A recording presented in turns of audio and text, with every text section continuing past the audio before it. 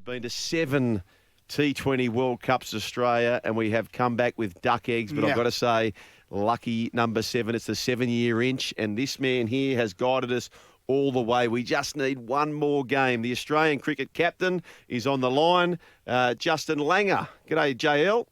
I wish I was the captain.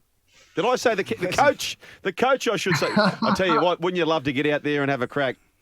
Oh, it was unbelievable last night. It was so much fun. It's been a great tournament, actually. So, yeah, it was a lot of fun last night. I think I'm not sure exactly the crowd numbers, but it was 98% Pakistanis last night. So it was loud. It was like being at a rock concert. It would have been nice to be in the middle, but it was just as much fun in the second best seats. Yeah, Justin, I remember, when I was growing up, you guys were just dominating world cricket, the early 2000s, such a great team. And, you certainly played some of your best cricket when you're faced with adversity. Has that helped as coach, when you've been under pressure at certain stages, like early in the tournament? Have you transferred that sort of mentality as a player into your coaching? Yeah, I think so. I think one thing about being a player, you're always evolving and looking to get better. There's no doubt when I first started playing Test cricket when I was 22, I had to keep getting better and better if I wanted to stay in the Australian cricket team. And a lot of that I got dropped a couple of times. You've got to fight back. You've got to make a choice. You quit or you get better. And hopefully I took the second option most of my career as a player. And it's no different as a coach and with the team. When you have some hiccups or you have some tough criticism or you have some losses, then it's a good opportunity to learn and get better rather than fade away. We're talking about another bloke who had been in and out of the team and certainly got better and took his chance, was outstanding. Matthew Wade, he was phenomenal.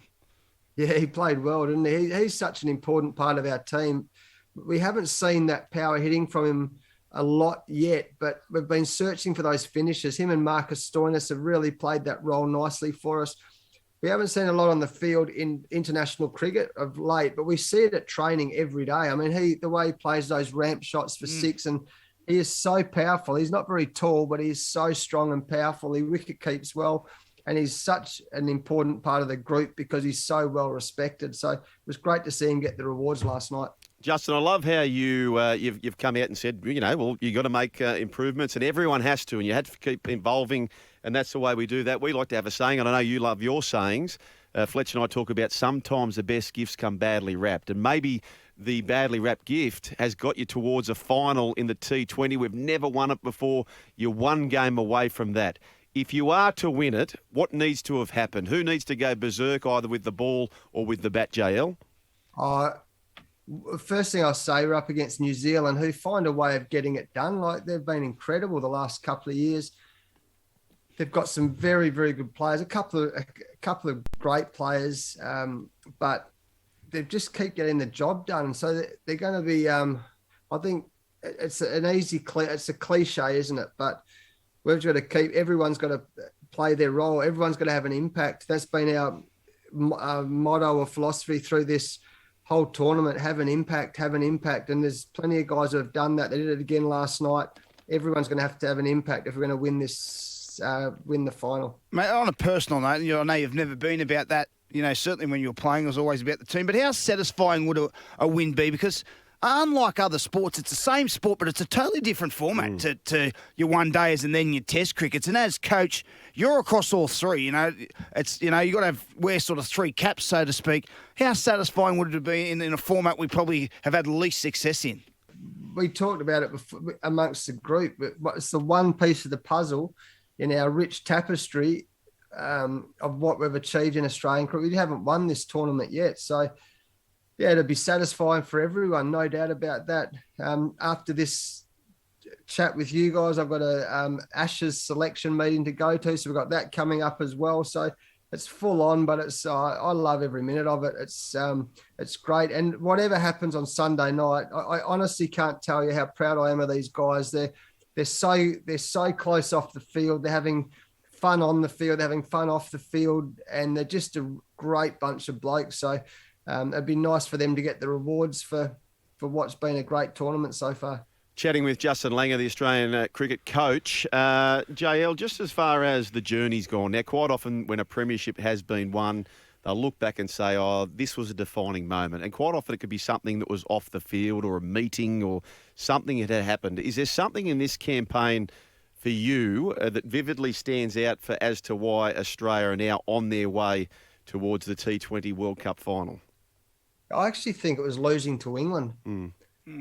That was quite a sobering experience for us. The game didn't go to plan. We were 4 for 21, and then they came out. Josh Butler just went berserk. So it was like, wow! Not only was it we're under the pump here for the tournament, but we sort of watched firsthand on how we probably need to play our cricket, need to be a bit more fearless, a bit more aggressive.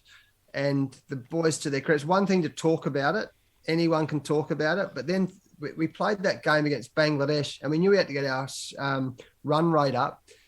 And Aaron Finch, the captain, he went berserk as well, like Josh Butler. And it was like this light bulb moment for the team. Wow. We could start playing like this. It's going to be a lot of fun. We're going to win a lot of games of cricket. So we go back to that last point, through a tough little game, a bit of adversity, we had to get better. We have, and now we're in the final. Yeah, I don't know if you followed much league, but I was a guy who just liked to talk about it during my career and not really back it up. Mate, the Ashes tour coming up, just looking ahead to that. I started my career in the Canberra Raiders. Now, the Canberra Raiders in 97 had the World Club Challenge where they went over and played in England, and they caught up with the Australian team when I think it was a day 3 or 4, they wrapped up the Ashes, and they have in the sheds with the great Australian team. I remember it well. Yes, it well. And I sort of come into grade the next year. I'm 17, and they've got all photos with all the boys in the sheds, and they're on the drink.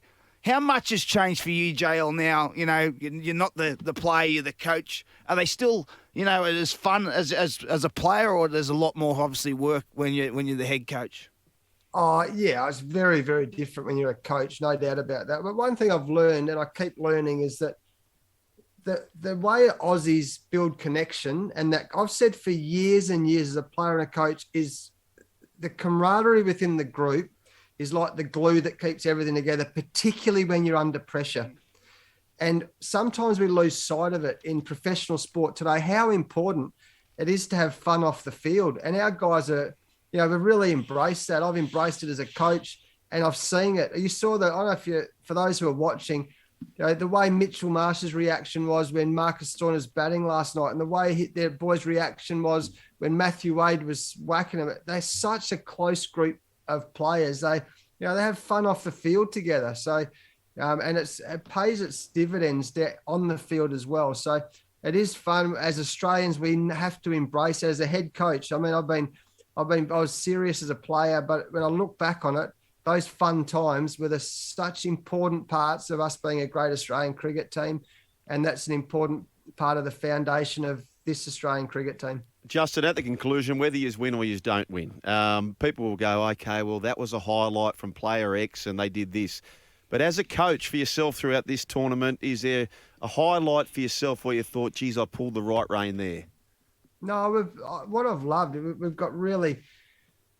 we've talked about getting our processes right, and some people have got la-di-da-di-da, but it's actually our processes, our systems. We've got really good people, we've got very clear role clarity with the players and with the coaching staff and the people who are helping us back home. So if I look, I can't ever remember being more organised for a tournament than I have for this World Cup, personally and collectively. So, everyone's playing their part. It's a great squad. It's a great group. And if whatever happens, like I say, I've learned so many lessons this tournament, personally and collectively.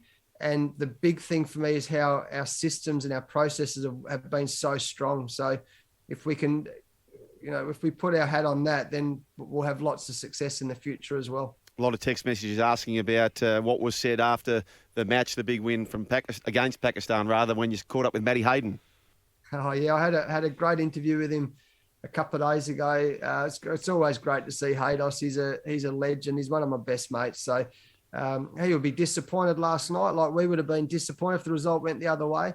But I know he's enjoyed it, and I know they've enjoyed having him around. So it's great to see lots of Australians involved in this World Cup tournament in both in all the teams, not just the Australian team. You're as proud an Aussie as anyone, Justin.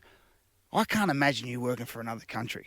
Could you, if you weren't the Australian coach? You know, is it just helping out the cricket? But I just can't see you. It's so funny you say that, because before Trevor Bayliss became coach of England, I spoke to Andrew Strauss, who was the boss of cricket, and I played with him at Middlesex, and he sort of, you know, have you got any interest in maybe coming to England and coaching and da. And I kept thinking to myself, imagine being, and it was 3 months after was the Ashes. I kept thinking, imagine standing the first day of the Ashes Test match, and the Australian national anthem is on, and I can't belt it out, and I'm standing in an England shirt, mate. No chance. You got the 3 lines on the chest. Oh, I've got my Aussie flag out the front of my house. I've got the kangaroo thing on my ass. It's bloody, don't worry about that.